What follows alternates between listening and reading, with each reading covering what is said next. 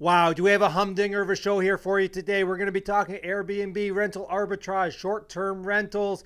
You're not going to want to miss this. We got a deal coming on. He manages over 30 short-term rental properties, and he's going to go through all his tips and tricks about maximizing this and turning it from a hobby into a business, making it passive so you can go and enjoy it, because he's doing this from Bangkok. He's in Thailand right now.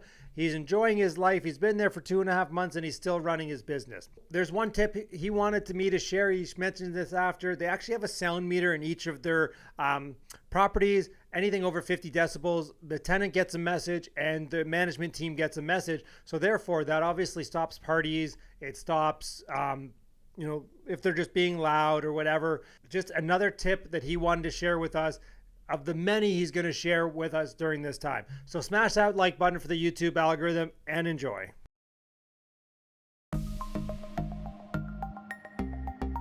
Well, welcome, Adeel. Yeah, man, we're going to talk about Airbnb, right? We're going to talk about vacation rentals, right? Like, you've been doing vacation rentals for how long now? Yeah, well, thanks first of all for having me, Mark. I've been in real estate for roughly about, I'd say, 12 years. I started at the ripe age of 21. And of course, started off as a long-term rental initially. But back in 2016, I said, let me try a different type of landlord situation, because I had heard from a friend who made really good money on Airbnb in the city of Toronto. So I said, you know what? I have a bunch of properties that I already own. Let me try short-term rentals. And that's really when I got started, early in 2016. That was before it was competitive or anything of that sort. You could literally throw in anything into Airbnb and do really well. And that's how I really started. I put about $1,200 worth of furnishings in a 400 square foot condo in downtown Toronto. And I realized in my literally very first month that I can make like 3 times the money that I was as a long-term rental. And that really changed the game for me. I don't remember when the heck it was, but I did have one Airbnb rental where I converted one of my 2 bedrooms into an Airbnb, and I was very similar. I mean, I sold that property off, just a smaller property. But right. Now you're running how many Airbnb units right now? So currently I have over 30 plus properties in the portfolio. I think 32 to 33 to be exact. I lose count sometimes. And I'd say only a handful are, it's only a handful that are owned. The majority of them, I do something that's called rental arbitrage. And we can talk about that later. But yeah, overall, somewhere around 32 to 33 properties right now. Awesome. And you're running this business from right now? Yeah, so right now I'm in Thailand. I've been in Thailand for, I think, about 2.5 months now. It's awesome here. I was just trying to get rid of COVID, and Thailand seemed to be a great spot. But yeah, luckily with today's automation systems and a good team, you can really run it passively from anywhere. So yeah, it's been good. It's been 4 years in the running, and I can't complain. Well, because that's one of the arguments, right? Is that this vacation rentals Airbnb is just that much more work, right? Right. That it's actual. Well, I mean, people think long-term rentals are passive, and I disagree. But then there's the next level where it's vacation rental, right? So obviously, let's start there. So what are your top tips for people getting into vacation rentals or Airbnb? I'll answer your first question first. So a lot of people think that, yes, short-term rentals or Airbnb is a lot more work. And to some degree, I'll say that's accurate. So I've been a landlord, like I said, for the past 10 years. And one thing that I realized is if you're doing it yourself, it's not passive, just like you said. The tenants will call you. The more tenants that you have, the more management it really is, because you're managing people to a certain degree. If there's an issue in a property, you have to run out, go fix it.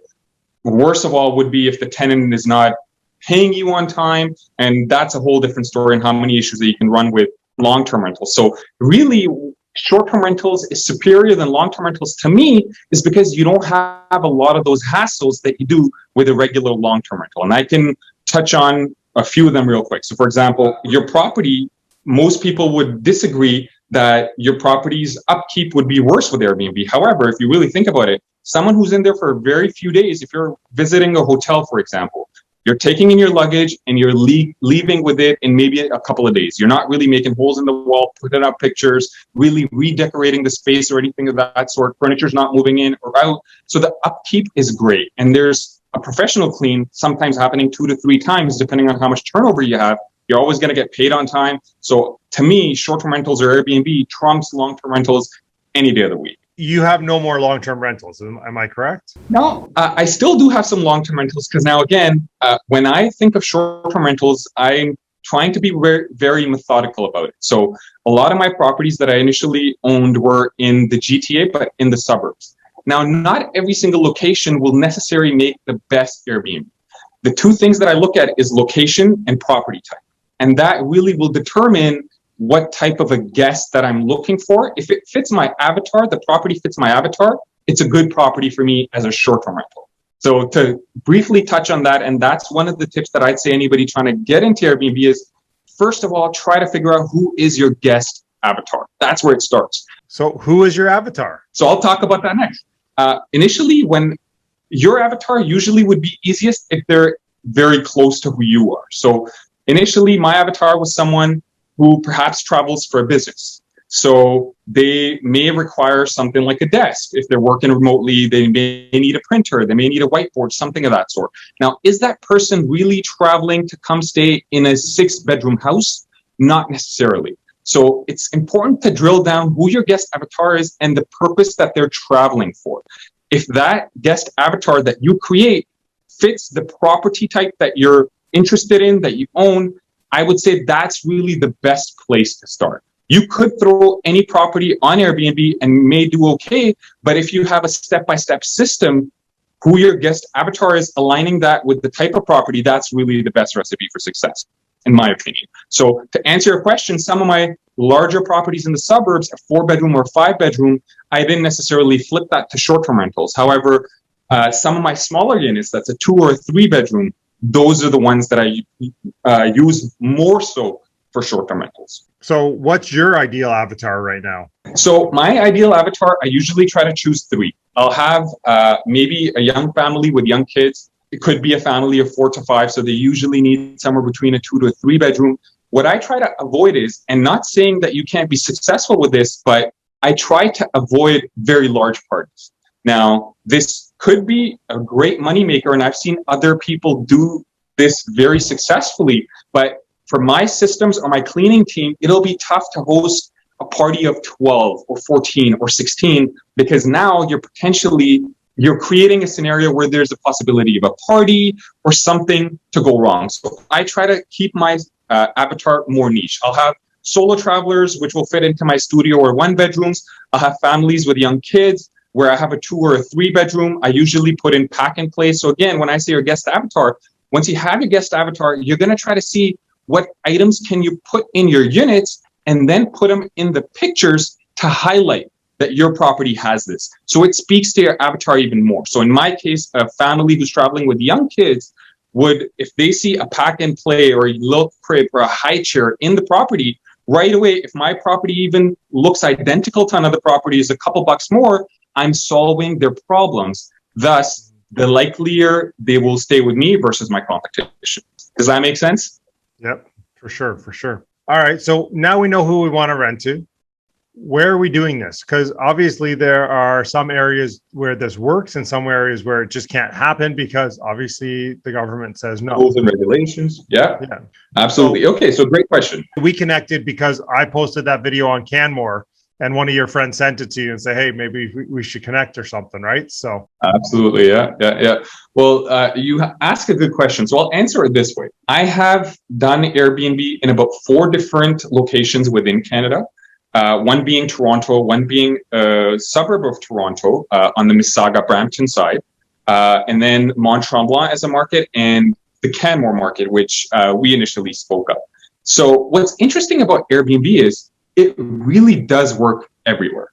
It's just, if you do the right steps, if you figure out who your guest avatar is, and you create the property in that essence, that will make it more likely for you to succeed. So to give you an example, more touristic place, which was in my case, the Brampton-Mississauga border in the GTA, that for me was successful because I had to change my guest avatar for that.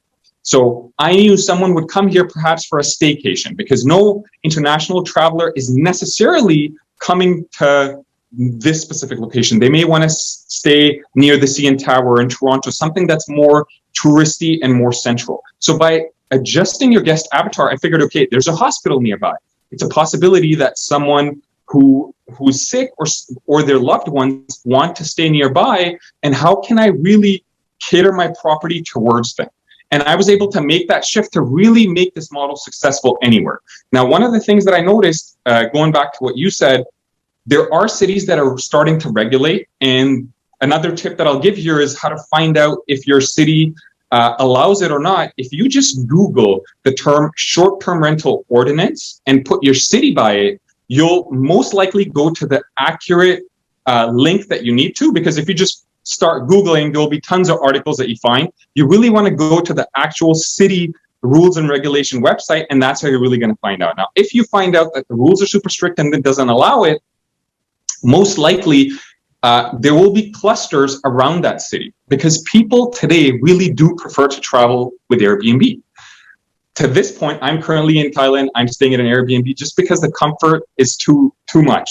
I would not like to stay in a 1-bedroom or even a 2-bedroom hotel suite for a longer duration. However, if I have my own kitchen, it's a lot of added luxuries and amenities for longer stays. So Airbnb has become a household name where when I travel, sometimes I don't even check up for hotels. I only look at Airbnbs. So if there's clusters outside of the city, perhaps if people are only looking for Airbnb, if they're driving, it may be a little cheaper for them to stay at an Airbnb versus a hotel. So that's why it really works everywhere. And that's how you would get around to rules and regulations. Now, coming back to the market at Canmore, I think more and more investors are being driven to places that are very touristy and short-term rental friendly, which is why the place that we were talking about, Canmore, has seen such insane growth, because when people realize that they can no longer perhaps do it in an urban city, they flood to markets that already have friendly short-term rental rules, because once you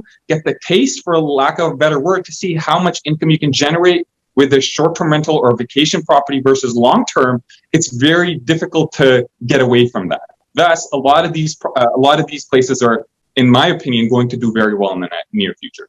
Obviously, it's kind of inflation proof, right? Like, so if you're, like, I mean, you have a 3-day rental or whatever, but usually you're booked out, especially in vacation rentals, like you could be booked out all summer or all, for the high times, but you don't do it more than a year in advance. So if costs go up that much, then I can just go ahead and bump my prices 20%. I know that in cottage country, I think prices are up on Airbnbs 30 to 40% year over year. My neighbor's a realtor up there, and he just said, I sold this place, 2-bedroom, 1-bath, not even very nice, and they're getting like $700 a night. I don't like it's ridiculous, right? So it really is ridiculous. It's ridiculous. I guess I kind of saw this coming because my original city of Toronto started to, and I think it goes for the majority of the urban centers around the world, because Airbnb grew so quickly. To give you some numbers, I think just up until, let's talk about pre-COVID numbers, in 2018, Toronto had maybe around 11,000 listings for Airbnb in the city of Toronto. And that number went up to over 25,000 right before COVID. So cities were starting to have these conversations on how to create some rules and regulations. And again, a lot of these cities didn't outright ban it. They just put some maximum number of days that you can do so, and you can still be profitable doing your Airbnb in these cities. So to speak of Toronto specifically, you can do 6 months short-term rental as long as you're primary residence. So if you want to travel and you just want to put it on Airbnb for a month or two, and if you're doing so in the peak season, you're going to make great income from it. You will probably be able to cover 4 to 5 months of your mortgage or whatever costs maybe. But going back to my point, I saw that the urban cities were going to start creating these rules and regulations. So I started trying to branch out to other places. First of all, in Canada, like Mont Tremblant or Banff in the area of Canmore or Blue Mountain, because these cities already have zones that allow for vacation rental properties, because that's a big sum of their revenue. And going back to your point, not only did the prices of the properties go up by 20-30%, but they've been booked like crazy, because when you can't travel internationally, domestic travel has gone up by a lot. And a lot of people have seen that shift. So you were able to make great income from cottage country, even in 2020, and I'm sure it's going to be the same in 2021. Yeah, it's ridiculous what they're getting. So, I mean, you went from obviously a couple downtown Toronto to now you're in 3 or 4 locations. What are the systems and models that you have in place that allow you to do that? I started off, I guess, like anybody else would. Sometimes I've even done the cleaning myself on my first property, and I would never recommend that. That's something that should always be done professionally. But that's like doing your own construction work on your first property, which I've done on like 4 or 5. Absolutely. And I'm like, oh man, that's not the best use of my time. But see, the thing is that most people, that is how they start, and it's okay because that you learn the ropes in that manner, right?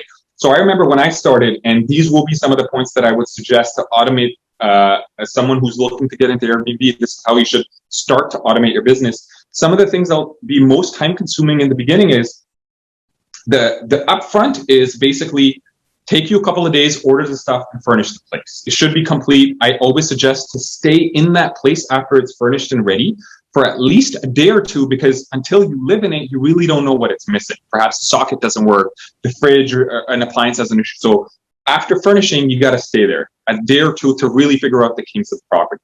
Second is key handoffs usually take a lot of time. This can very easily be automated. There's tons of services. You can simply put remote locks, or I should call them maybe, right? Exactly, smart locks. Yeah. So August is a great one. I think almost 50% of the properties use this. If you're not using it, you definitely should. There's keypads. There's so many things that you can use, and they integrate with your system.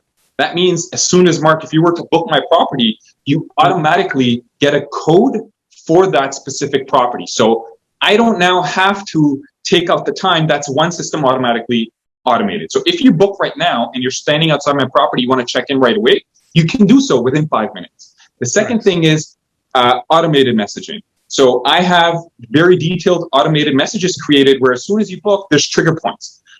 5 minutes right after you book, you'll get one. After you check in, 6 hours after check-in, you'll get a welcome message. Again, as you're scaling, you want these things to be automated, because second piece, communication can take a long time. So any of these things that need to be communicated can be automated. You can leave a guidebook inside the property. There's even virtual guidebooks where if there's any specific things about your property that are difficult to operate, you can just put that in a virtual guidebook. So we've talked about auto check-ins, we've talked about automated messages. The third piece would be, there's a lot of, so pricing is key when it comes to an Airbnb. You could be booked 100% and think you're doing a great job. However, what it means is you actually left money on the table. So this is where you have to really learn from, you have to learn pricing revenue strategies from hotels or airlines. And there's tons of dynamic pricing tools that allow you to do so very seamlessly. Again, this is something that I've held a couple of masterminds. I've taught some of my students, and I have an online education program in which I teach this. But basically, these are the things that will assist you to be able to scale. The third thing is you, of course, want a good cleaning team. You want, at least on speed dial, a good maintenance crew. So initially, I would suggest you start off in one location. If you're getting multiple properties rather than getting 3 different properties in 3 different locations, it's easier to scale in one specific location because you can build a team around it before you enter a new market. So I'd say those are some of the things that take the most amount of your time, but can be automated very seamlessly. And I mean, again, I've been traveling in Thailand for the past 2 months, and I've been able to do everything remotely, virtually, because you have at least someone on the foot, which could just be your cleaners, and everything else you can do digitally. So that's why I love the model. Now, do you have a checklist that your cleaner goes in and checks to make sure the TV works and all? Because my buddy rents his cottage, he walked up and he went there and he's like, the TV doesn't work, and nobody said anything, and he doesn't kind of know who it was, right? So you can't go back and charge. I hear you. Again, so usually I say anybody can do Airbnb and you can make money, but there's a difference between doing it the right way and doing it the wrong way. People run it as a hobby or a business. You're running it as a business. He's running it as a hobby. And I Rick, if you're watching this, run it as a business. I think for most people, it starts off as a hobby, and it did for me too. But I was the type of guy who always wanted to get out of my 9 to 5, and I had tried numerous things in the past, and I actually saw this is something that I can scale. I may not be able to purchase 30 properties in the next year. What can I do? That's where I thought of the idea of rental arbitrage, and I'm sure I'm not the first one to do this, but I said, okay, you know what, maybe I can just speak to another landlord. I'm solving their problem. I've been a landlord. I know my pain points. Sometimes I've had people ruining my place, not paying on time, but what if I could be a superior tenant to them by paying them on time, putting all these security systems in place to make sure their place is safe, they get paid on time, as long as they allow me to run Airbnb or short-term rental from their place. And I never, ever advise anybody to go behind their landlord's back and do this, because you can very easily convince a landlord to do this. And I've been successful doing this over 30 plus properties. So most people, I'd say it starts as a hobby, but when you start finding out those kinks, for me, I realized that this could be a serious business, and I ran with it. And I think if you take it more seriously is really where you're going to find out some of those kinks and try to figure them out so that you can automate it more. And going back to your question of the checklist, again, that's definitely one piece of the puzzle where we have a checklist in our specific storage room. As soon as they open, there's a long list there. They have to check every single item. And this can also be done virtually. Again, I have some online systems. Every single clean, the cleaner has to actually open their phone and check those off. So in case they forget one, it's another reminder. So between every clean, 100% any of those items should be picked up, because going back to your example, at a cottage, someone perhaps maybe not watching the TV. So you find out 4 cleans later and you don't know who to charge for it. So it's a very crucial point to do so. Broke a coffee carafe and put a smaller one in, and now it doesn't work or whatever, right? Like just little things. Yeah. You just never know. And that's the thing. I think it's all the little things. Luckily, they can be automated, but it's definitely someone who's doing it as a hobby, it can be easily missed, is what I'd say. Yeah. All right. So you touched on this a couple of times, rental arbitrage. Yeah. So this is obviously where you don't own the property. You're renting it long-term off the landlord, and now you're renting it out. Like you're now short-term leasing it. So you're paying $2,000 a month, you furnish it, and then you're leasing it out on Airbnb for $3,000 to $5,000 a month. Yes, exactly. So I've seen your video as well. I think you speak of house hacking. You can compare it a little bit to house hacking. The difference is in house hacking, perhaps you're just renting out rooms and they could be on a long-term duration. Regardless, you still have to get the landlord's permission to see if he allows you to sublet some of the rooms to perhaps a different individual. So that's where it's similar, where you're really speaking to a landlord, you're telling them that you're going to basically be renting it out on short term. Again, you can even rent it out for longer term, but it's not going to be a full year's lease. So for example, I've had people who stayed with me a month or 3 months in some cases, because it's a different product. Think about it this way. So the way I like to explain rental arbitrage versus a long-term rental is, think of you buying water bottles, a crate of 12 or a pack of 24 from the grocery store. Let's say you buy it for $2, costs you roughly around 10 cents per bottle. Why is it that sometimes you'll pay a full $1 for the same water bottle at the vending machine? It's because it's dressed differently. It's convenient. It's where you want it, when you want it. So think of short-term rentals in the same way, where it's not a long-term rental property which is vacant. This is a property that's already furnished. Even if someone wants to come who's traveling from abroad and wants to use it for 3 months, rather than going on the long-term market and having to furnish it yourself, it's a different product. You can go on Airbnb, get a place for a couple of days or multiple months. It's a different product, which is why you're able to charge more. So if you're able to convince a landlord, which again, I truly think that short-term rental can be superior to long-term rental in a lot of ways, it solves a lot of landlords' problems. They get paid on time, and if they do, and they allow me to short-term rent it for that same purpose, I can make 2 to 3 times what I owe them back. And that's where I really built my business model, where you're able to really go from one property to multiple properties, whether it be a dozen or a couple dozen, versus if you had to really purchase all those properties, that would be a much slower method. Yeah, and really all you're in for is last month's rent and that's great. And your furniture. Absolutely. And I mean, with practice, you can actually get very cheap furniture as well. So I think I started off my first rental arbitrage unit on as little as I think $4,200, and I was able to make that back and break even in 2 months because I started off in summer, which is the peak season. So in 2 months, I'm all fully paid up, and the rest of the year was all just positive cash flow. And I said, okay, you know what? I got to run this, and here we are. So, talk to me about this. So, let's just say Canmore. So, there's properties out there that I can long-term rent that are in the zone that I don't have to go ahead and put 35% down. I can just go ahead and do this. Absolutely. Absolutely. But see, maybe Mark's looking at the wrong thing. So I think last time me and you spoke, I own, I think about 2 properties currently, trying to purchase a third because I do think it's a really good market. But I actually manage an additional 3 on top of that. And this is exactly how. Because see, some of the owners would rather have a stable income every single month versus the ups and downs of a vacation rental, especially if the property is in the rental pool. The rental pool is charging them 40%. I think you looked into this yourself. That's very steep. 40 to 50%, yeah. That's right. So rental arbitrage could probably pay you more. That's one.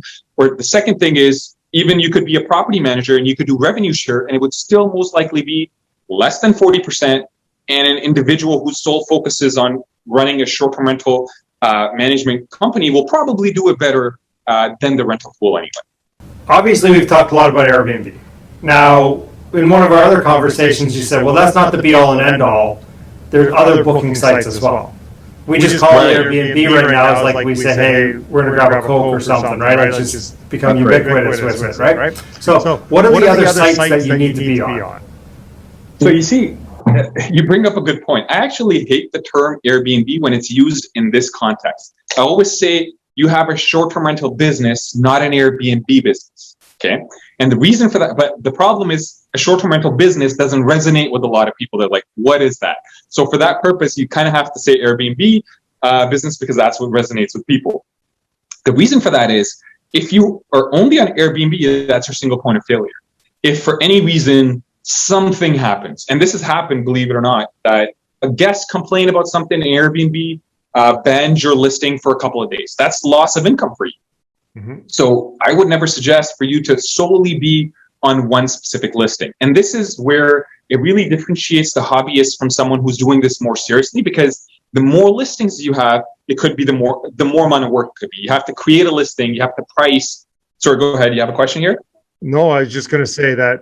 So my neighbor, the hobby, Rick, he basically said, well, I don't want to be on other sites. I'm too booked. I'm like, well, you're not charging enough. That's right. Right? Like your pricing structure is off. If that guy's getting $600 or $700 a night for his 2-bedroom and you're charging $380, of course you're not charging enough. 100%. So that's why you want to be on these other sites too, right? Because it'll fill up at a higher price. But sorry, go ahead. Absolutely. No, so your pricing is absolutely right. If you're booked out 3 months in advance, that means you left money on the table. There's pricing strategies and a pricing tool that I use that helps me understand I only want to be booked maybe 80% in the next 10 days, but 50% in the 30 days after that, and only 30% in the 30 days after that. That tells me that my pricing is healthy. It's not too low, not too high, because I'm getting the right amount of booking. So there's science behind it, which is, again, where it's different from a hobby versus someone who's doing this as a business. That's one. Second thing, if you're on Airbnb, no doubt, and if anybody says otherwise, they're wrong, that it is the leader. You will probably, when starting, get anywhere between 50 to 70% of your bookings on Airbnb. We personally are trying to make that number go down because we don't want to rely on Airbnb.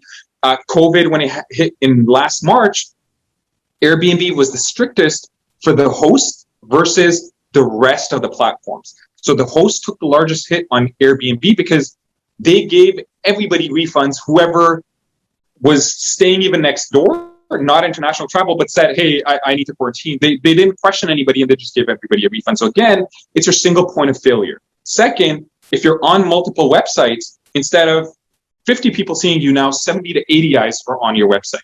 The best part of it is understanding the demographic on all the different platforms, because this is a different demographic.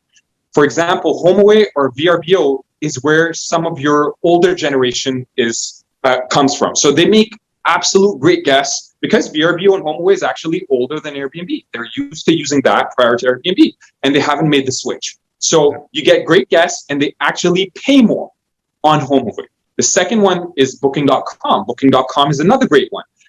Tougher to manage because it's a very complicated tool. Again, there's something, I don't want to get into details of that. There's something called a channel manager, which you really need. It's a central one system that integrates to all these different platforms. Because if you want to create a listing, do pricing on each of these, and that's why the newcomers don't go on multiple platforms, because Airbnb is too easy to use. It's like Uber. It's so easy that it keeps you on the platform and you don't really want to go anywhere else. But if you're taking this as a serious business, you need to be on multiple platforms. Booking.com, you can again charge a lot more because people are coming on Booking.com who are used to staying at hotels. So being on multiple platforms, it gets you more eyes. If you can understand the different platforms, it gets you a lot more money. And you don't have a single point of failure in your business, is how I'd like to put it. Well, yeah.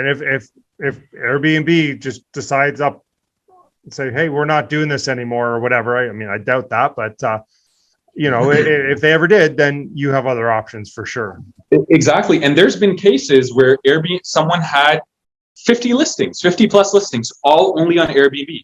And a guest complained, I don't know if this is true or not, but there's a camera in one of the properties. Guess what Airbnb is going to do? They're going to close down all of your 50 listings like this in an instant. And that's your single point of failure. Again, try not to be an Airbnb business. Try to be a short-term rental business. Yep. I think that's all that needs to be said on that. Other than any other tips or tricks that you want to share before we jump off? Well, again, I'd say do your homework. Try to start off with who your guest avatar is, because if you're catering your property according to that, you'll be a winner. Another tip that not a lot of people use, I'd say, is even if you're a hobbyist, if you have only one property, you can probably do it even better in terms of try to create a theme. Try to create a themed unit. If you create an experience for your guests that's memorable, you'll always win against your competition. Something that Tony Robbins says, the person who will eventually win is the one who provides the most amount of value. So if you're providing more value to your guests versus your competition, you'll win. Awesome. Well, Adeel, thank you so much for joining us. I know it's nighttime there. I don't know what time. What time is it there? Right now, we're actually, I think, 13 hours ahead. So it's about, 11 hours ahead. So it's about 10 p.m. at night right now. Awesome. Well, thanks so much again for joining us. We really appreciate it. And I'm sure you and I are going to be chatting in the future very soon about Canmore. Absolutely. Thank you so much for having me, Mark. It was a pleasure. All right. Thank you, sir. Take care. Bye-bye.